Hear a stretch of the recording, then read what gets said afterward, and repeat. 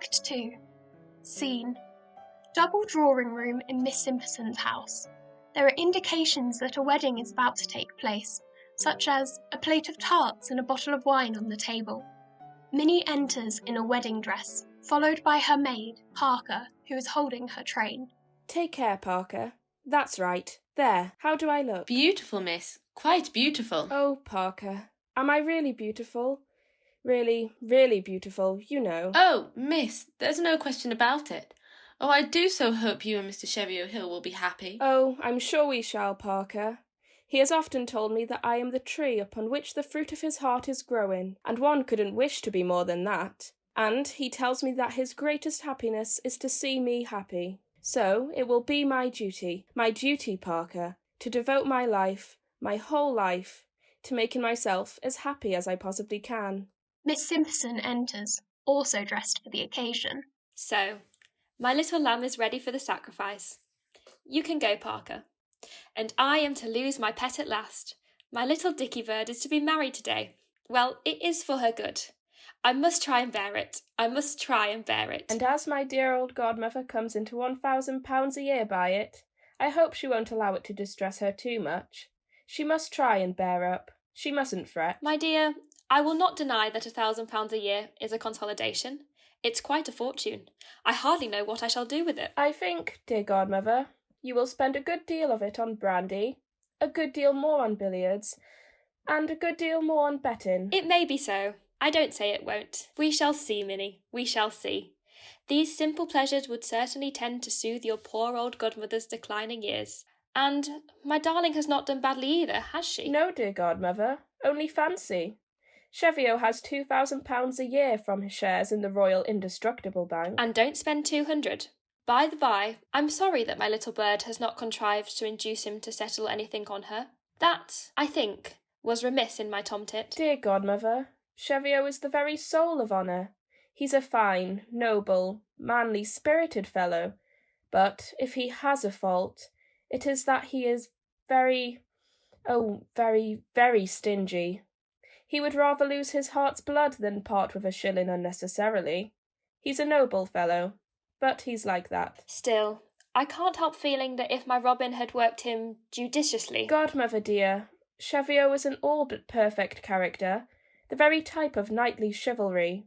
But he has faults, and among other things he's one of the worst-tempered men I have ever met in all my little life. Poor simple little Minnie thought the matter over very carefully in her silly childish way, and she came to the conclusion, in her foolish little noddle, that, on the whole, perhaps she would work it better after marriage than before. Well, perhaps my Wren is right. Don't laugh at my silly little thoughts, dear godmother, when I say I'm sure she is. Minnie, my dear goddaughter, take my advice, the last I will ever be entitled to give you. If you would be truly happy in the married state, be sure you have your own way in everything. Brook no contradictions, never yield to outside pressures, give in to no argument, admit no appeal, however wrong you may be. Maintain a firm, resolute, and determined front. These were your angel mother's principles through life, and she was a very happy woman indeed.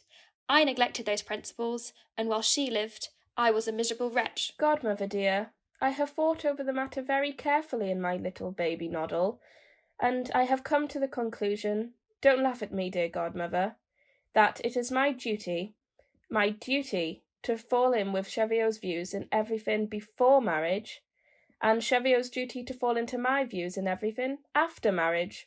I think that is only fair, don't you? Yes, I dare say it will come to that. Don't think me a very silly little goose when I say I'm sure it will. Quite sure, dear godmother. Quite. Minnie exits. Dear child, I sometimes fancy I can see traces of her angel mother's disposition in her. Yes, I think she will be happy. But poor Cheviot, oh law, poor Cheviot, dear me, it won't bear thinking of. Belinda enters, dressed completely in black. Come here, servant, approach. I'm not going to bite you. Can I see the fair young thing they call Minnie Symperson? Well, really, I can hardly say. There's nothing wrong, I hope. Nothing wrong? Oh, thoughtless, frivolous, light-hearted creature. Oh, reckless old butterfly. Nothing wrong? You've eyes in your head, a nose on your face. Ears on each side of it, a brain of some sort in your skull, haven't you, housekeeper? Undoubtedly. But I beg to observe, I am not Have you or have you not the gift of simple apprehension? Can you or can you not draw conclusions? Go to. You offend me. There is something wrong, and it's here. Miss Symperson touches her forehead. I'll tell her you're here. Whom shall I say? Say that one on whose devoted head the black sorrows of a long lifetime have fallen, even as a funeral pile craves a minute's interview with a dear old friend. Do you think you can recollect that message, housekeeper? I'll try, but I beg to observe, I am not the housekeeper. This is a most surprising young person. Miss Symperson exits.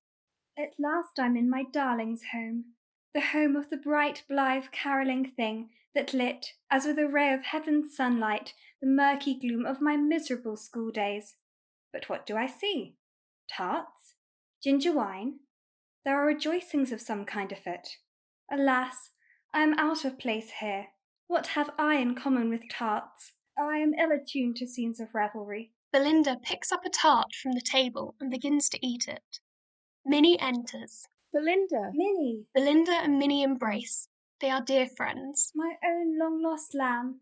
This is the first gleam of joy that has lighted my darksome course this many and many a day.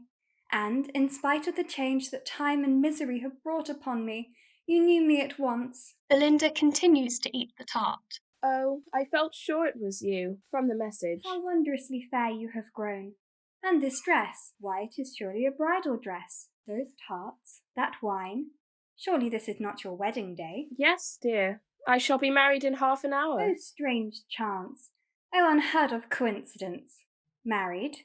And to whom? To the dearest love, Mr. Cheviot Hill. Perhaps you know the name. I have heard of the Cheviot Hills, somewhere. Happy, strangely happy girl. You at least know your husband's name. Oh, yes. It's on all his pocket handkerchiefs. It is much to know. I do not know mine. Have you forgotten it? No, I never knew it. It is a dark mystery. It may not be unfathomed. It is buried in the fathomless gulf of the eternal past. There, let it lie. Oh, tell me all about it, dear. It is a lurid tale. 3 months since I fled from a hated one, who was to have married me, he pursued me. I confided my distress to a young and wealthy stranger. Acting on his advice, I declared myself to be his wife. He declared himself to be my husband. We were parted immediately afterwards, and we have never met since. But this took place in Scotland, and by the law of that remarkable country, we are man and wife, though I didn't know it at the time. What fun! Fun? Say, rather horror, distraction, chaos. I am rent with conflicting doubts. Perhaps he was already married. In that case, I am a bigamist. Maybe he is dead. In that case, I am a widow. Maybe he is alive. In that case, I am a wife. What am I? Am I single? Am I married? Am I a widow? Can I marry? Have I married? May I marry? Who am I? Where am I? What am I? What is my name? What is my condition in life? If I am married, to whom am I married? If I am a widow, how came I to be a widow, and whose widow came I to be? Why am I his widow? What did he die of? Did he leave me anything? If anything, how much? And is it saddled with conditions? Can I marry again without forfeiting it? Have I a mother-in-law? Have I a family of stepchildren? And if so, how many? And what are their ages, sexes, sizes, names, and dispositions? These are questions that rack me night and day, and until they are settled, peace and I are not on terms. Poor dear thing. But enough of my selfish sorrows. Belinda goes over and takes another tart, which irritates Minnie. Tell me about the noble boy who is about to make you his. Has he any dross? I don't know. I never thought of asking. I'm such a goose. But godmother knows. Have those base and servile things called settlements been satisfactorily adjusted? I don't know. It never occurred to me to inquire. But godmother can tell you. The same artless little soul. Minnie secretly moves the tarts to another table. Yes, I am quite artless. Quite artless.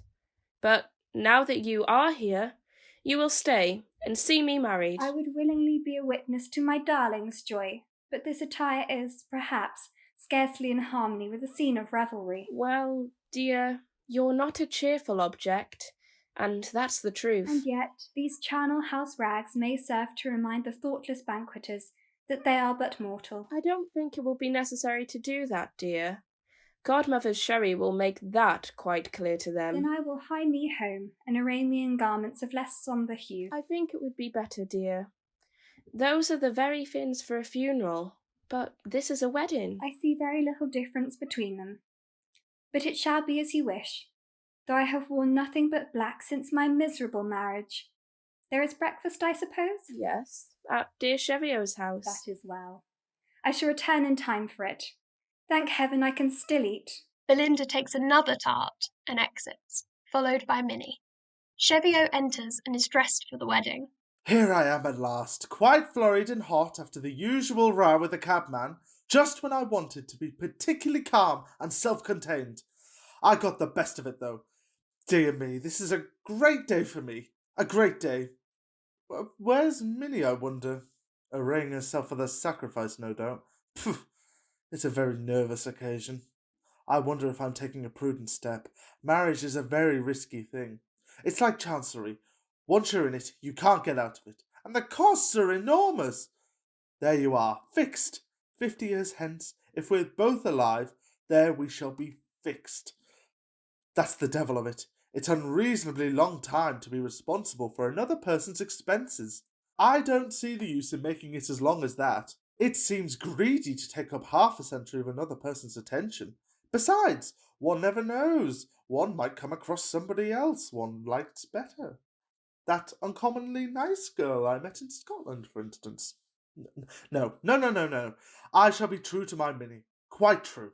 I am quite determined that nothing shall shake my constancy to Minnie. Parker enters. What a devilishly pretty girl. He's a mean young man, but he ought to be good for half a crown today. Come here, my dear. How do I look? Very nice indeed, sir. What? Really? Really. What? Tempting, eh? Very tempting indeed. Ha! The married state is in an enviable state, Parker. Is it, sir? I hope it may be. It depends. What do you mean by it depends? You're a member of the Church of England, I trust. Then don't you know in saying that it depends, you're flying in the face of the marriage service? Don't go and throw cold water on the married state, Parker. I know what you're going to say. It's expensive. So it is. First, very expensive. But with economy, you soon re-entrench that. By a beautiful provision of nature, what's enough for one is enough for two. This phenomenon points directly to the married state as our natural state. Oh, for that matter, sir, a tigress would get on with you. You're so liberal, so gentle, so... There's only one word for it. Dove-like. What? You've remarked that, eh? But dove-like as I am, Parker, in some respects, yet in other respects, I am a man, Parker, of a strangely impetuous and headstrong nature. I don't beat around the bush. I come quickly to the point. Shall I tell you a secret? There's something about you. I don't know what it is. In other words, you are the tree upon which... No, damn it, Cheviot, not today. Not today. What a way you have with you, sir. What, you've noticed that, have you? Yes, I have a way, no doubt. It's been remarked before. Now, pleasant as this sort of thing is, and you do find it pleasant, don't you, Parker?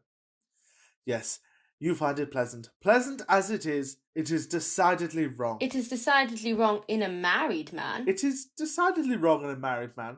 In a married man, it is abominable, and I shall be a married man in half an hour.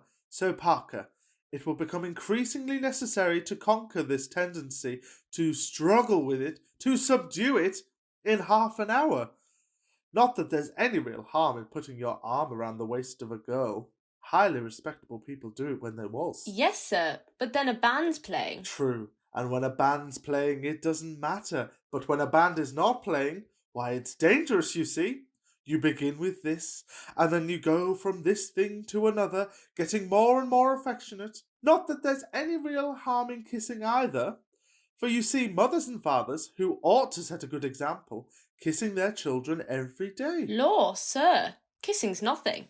Everybody does that. That is your experience, is it? It tallies with my own. Take it that I am your father, and you are my daughter. Or take it even that I am merely your husband, and you my wife, and it would be expected of me. But I am not your wife, sir. No, that's very true, and of course makes a difference.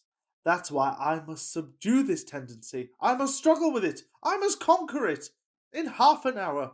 Minnie calls from away. Parker, where's Mr. Cheviot? There is your mistress, my dear. She's coming. Will you excuse me? Thank you. Good day, Parker. Not so much as a shilling, and that man's worth thousands. Parker exits. Minnie enters. My darling Minnie, my own to come. Oh, you mustn't crush me, Cheviot. You'll spoil my dress. How do you like it? Oh, it's lovely. It's a beautiful material. Yes, dear godmother's been going at it. Oh, but you're indebted to me for that beautiful dress. To you? Oh, thank you. Thank you. Yes, I said to your dear godmother, now, do for once let that girl have a nice dress. Be liberal. Buy the very best that money will produce. You'll never miss it. So thanks to me, she bought you a beauty. 17 and 6 a yard, if it's a penny. Dear me, to think in half an hour this magnificent dress would be my property. Yes, dear godmother said that as you had offered to give the breakfast at your house, she would give me the best dress that money could produce. Yes, I did offer to provide the breakfast in a reckless moment. That's so like me. It was a rash offer, but I've made it, and I've stuck to it. Oh, and then there's the cake. Oh, tell me all about the cake. It's a very pretty cake. Very little cake is eaten at the wedding breakfast, so I've ordered what's known in the trade as a 3/4 article. I see. 3/4 cake and the rest wood. No, 3/4 wood and the rest cake. Be sure, my dear, you don't cut into the wood, for it has to be returned to the pastry cook to be filled up with cake for another occasion. I thought at first of ordering a 7/8 article, but one isn't married every day. It's only once a year. I mean, only now and then. So I said, hang the expense, let's do the thing well. And so it's 3/4. How good you are to me. We shall be very happy, shall we not? I hope so, yes. I hope so. Playfully happy, like two little kittens. That will be delightful. Economically happy, like two sensible people. Oh, we must be very economical. No vulgar display, no pandering to the jaded appetite. A refined and economical elegance. That is what we must aim at. A simple mutton chop, nicely broiled for you, and 2 simple mutton chops, nicely broiled for me. Oh, and some floury potatoes. A loaf of nice household bread. A stick of celery. And a nice bit of cheese. And you've a dinner fit for a monarch. Then how shall we spend our evenings? We'll have pleasant little fireside games. Are you fond of fireside games? Oh, they're great fun. Then we'll play at tailoring. Tailoring? I don't think I know that game. Oh, it's a very good game. You shall be the clever little jobbing tailor, and I'll be the particular customer who brings in his own material to be made up. You shall take my measure, cut out the cloth, real cloth, you know, stitch it together, try it on, and then I'll find faults like a real customer, and you shall alter until it fits. And when it fits beautifully, that counts 1 to you. Delightful. Then there's another little fireside game, which is great fun. We each take a bit of paper and a pencil and try to jot down the nicest dinner for 9pence. And the next day we have it. Oh, Cheviot, what a paradise you hold open to me. Ah, yes. How is your dear godmother? She's very well, and very happy. She's going to increase her establishment on the strength of the £1,000 a year, and keep a manservant. I know, I've been looking for some servants for her. They'll be here in the course of the morning. A cook, a housemaid, and a footman. I found them through an advertisement. They're country people, and will come very cheap. How kind and thoughtful you are. Oh, Cheviot, I'm a very lucky girl. Minnie exits. Yes, I think so too. If I can only repress my tendency to think of that tall girl I met in Scotland. Cheviot, my boy, you must make an effort. You are going to be married, and the tall girl is nothing to you. Parker enters. Please, sir, here's a gentleman to see you. Oh, my solicitor, no doubt. Show him up. And please, Some persons have called to see you about an advertisement. Oh, Symperson's servants, to be sure. Show up the gentlemen and tell the others to wait. Parker exits. Belvawney enters, looking very miserable. Belvawney, this is unexpected. Yes, Cheviot, at last we meet. Don't, oh don't, frown upon a heartbroken wretch. Belvawney, I don't want to hurt your feelings, but I will not disguise from you that, having not seen you for more than 3 months, I was in hopes that I'd got rid of you forever. Oh, Cheviot, don't say that. I'm so unhappy, and if you have it in your power to make me comfortable, do this, and I will bless you with my latest breath. A tempting offer. I am not proof against it. We all have our price, and that is mine. Proceed. Miss Treherne, Belinda, whom I love so dearly, won't have anything to say to me. It does her credit. She's a very superior girl. It's all through you, Cheviot. She declares that the mutual declaration you made to protect her from McGillicuddy amounts to a Scotch marriage. What? She declares she is your wife. She professes to love me as fondly as ever, but a stern sense of duty to you forbids her to hold any communication with me. Oh, but this is absurd, you know. Of course it is, but what's to be done? You left with Symperson immediately after making the declaration. As soon as she found you were gone, she implored me to tell her your name and address. Of course I refused, and she quitted me, telling me that she would devote her life to finding you out. But this is simple madness. I can't have it. This day, too, of all others. If she'd claimed me last week, or even yesterday, I wouldn't have minded, for she's a devilishly fine woman. But if she were to turn up now... Belvawney, my dear friend, tell me what to do. I'll do anything. It seems there's some doubt whether this cottage, which is just on the border, is in England or Scotland. If it is in England, she has no case. If it is in Scotland, I'm afraid she has. I've written to the owner of the property to ascertain, and if, in the meantime, she claims you, you must absolutely decline to recognise this marriage for a moment. Not for one moment. It was a mere artifice to enable her to escape from McGillicuddy. Nothing more. It's monstrous, perfectly monstrous, that should constitute a marriage. It's disgraceful. It's abominable. Damn, Cheviot, it's immoral. So it is. It's immoral. That settles my mind. It's immoral. You're quite sure you'll be resolute, Cheviot? Resolute? I should think so. Why, hang it all, man. I'm going to be married in 20 minutes to Minnie Symperson. What? Didn't I tell you? I believe you're right. I did not tell you. It escaped me. Oh, yes. This is my wedding day. Cheviot, you're joking. You don't mean this. Why, I shall lose £1,000 a year by it. Every penny I have in the world. Oh, it can't be. It's nonsense. What do you mean by nonsense? The married state is an honourable estate, I believe. A man is not looked upon as utterly lost to all sense of decency because he's got married, I'm given to understand. People have been married before this, and have not been irretrievably tabooed in consequence, unless I'm grossly misinformed.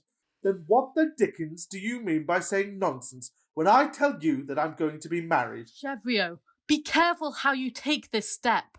Beware how you involve an innocent and helpless girl in social destruction. What do you mean, sir? You cannot marry. You are a married man. Oh, come, Belvawney, this is trifling. You are married to Miss Treherne. I was present and can depose to the fact. Oh, you're not serious. Never more serious in my life. But as you properly said just now, it's mere artifice. We didn't mean anything. It would be monstrous to regard it as a marriage. Damn, Belvawney, it would be immoral. I may deplore the state of law, but I cannot stand tamely by and see it deliberately violated before my eyes. But Belvawney, my dear friend, reflect. Everything is prepared for my marriage at great expense. I love Minnie deeply, devotedly. She is the actual tree upon which the fruit of my heart is growing. Make no mistake about it. She is my own to come. I love her madly, rapturously. I have prepared a wedding breakfast at great expense to do her honour. I have ordered 4 flies for the wedding party. I have taken 2 second-class Cook's tourist tickets to Ilfracombe, Devon, Exeter and Cornwall, Westward Ho and Bideford Bay. The whole thing has cost me some £20 or £25, and it will all be wasted.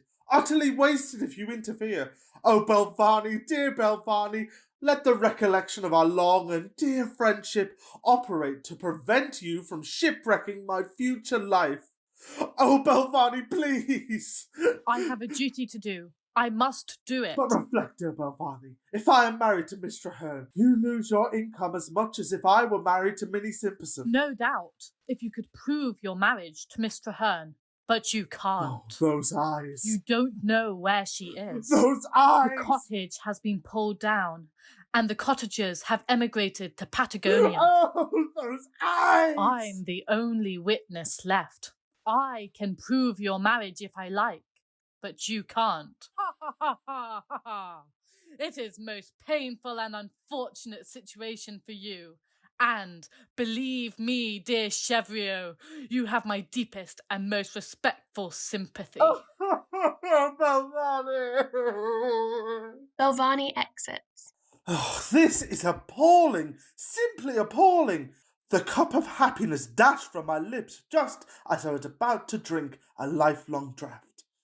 The ladder kicked from under my feet just as I was about to pick the fruit of my heart from the tree upon which it has been growing for so long. I'm a married man. More than that, my honeymoon's past and I never knew it.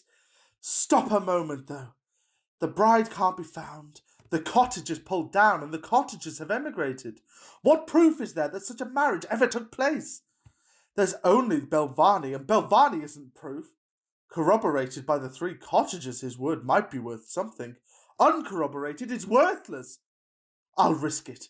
He can do nothing. The bride is nowhere. The cottagers are in Patagonia, and... Mrs. Macfarlane, Maggie and Angus appear. They stand bobbing and curtsying in a rustic fashion to Cheviot, whom they do not recognise from 3 months prior. He stares aghast at them for a moment, then staggers backwards to the sofa. The man... The woman, and the girl, oh, by all that's infernal! Good day, sir. We've just called to see about the advertisement. Mrs. Macfarlane presents a newspaper and hands it to Cheviot. I don't know you. I don't know you. Go away. Cheviot buries his head in the newspaper and pretends to read it on the sofa.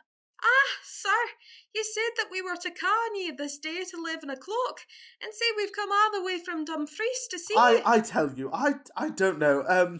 Go away. I'm not at all well. I'm very ill, and it's infectious. We fear no illness, sir. This is Mistress Macfarlane, the good old midder, who'll cook the broth and boil the parritch, and sit with ye and nurse ye through your illness till the sad day ye dee. Cheviot pokes a hole with his finger through the newspaper and quietly and subtly observes. And this is Meg, my own lass Meg. Ah, attractive girl, very.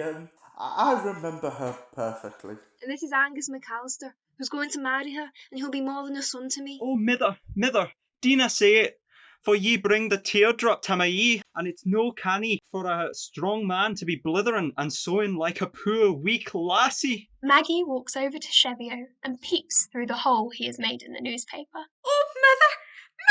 What is it, Meg? Meg, my well-old Meg, my wee wifey that is to be. Tell me, what's wrong with ye? Oh, mother, it's him! The noble gentleman I plighted my troth to 3 weary months agone. The gallant Englishman who gave Angus £12 to give me up. It's the coward Sassenach, who well nigh broke our Meg's heart.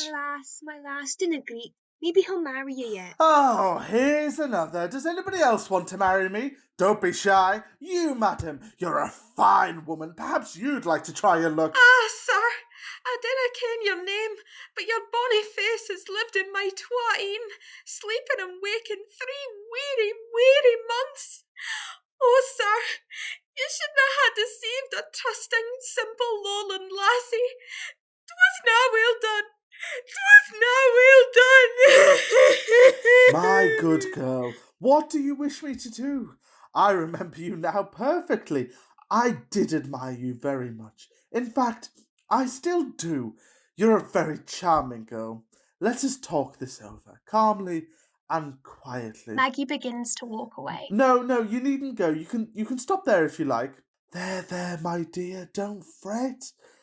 She's a charming girl. I almost wish... I really begin to think No, damn it. Cheviot, not today. Oh, Mother, he told me he loved me. So I did. The fact is, when I fell in love with you... Don't go, my pretty bird. I quite forgot that I was engaged. There. I thought at the time that you were the tree upon which the fruit of my heart was growing. But I was mistaken. Don't go. You needn't go on that account. It was another tree. Oh, Mother, it was another tree. Angus, it was another tree. Dina, mither! Dina! I canna bear it! Yes, it was another tree. You can remain there for the present. In point of fact, it was growing on both trees. I don't know how it is, but it seems to grow on a great many trees. A perfect orchard. And you are one of them, my dear. Come, don't fret. You are one of them. Minnie and Miss Symperson enter. Cheviot, what is all this? Cheviot frantically refers to a piece of paper given to him by Mrs. Macfarlane, and reads it as if it was a washerwoman's bill. 24 pairs of socks, 2 shirts, 37 collars, 1 sheet, 44 nightshirts, 22 flannel waistcoats, 1 white tie. Ridiculous, quite ridiculous. I won't pay for it. Cheviot, who is this person who is found hanging on your neck? Say she is somebody, for instance, your sister or your aunt. Oh, Cheviot, say she is your aunt, I implore you. Cheviot, say she is your aunt. I command you. Oh, I beg your pardon. I didn't see you. These ladies are my washerwomen. Allow me to introduce them. They have come for their small account. There's a discrepancy in the items. 22 flannel waistcoats are ridiculous, and in short, some washerwomen are like this when they're contradicted. They can't help it.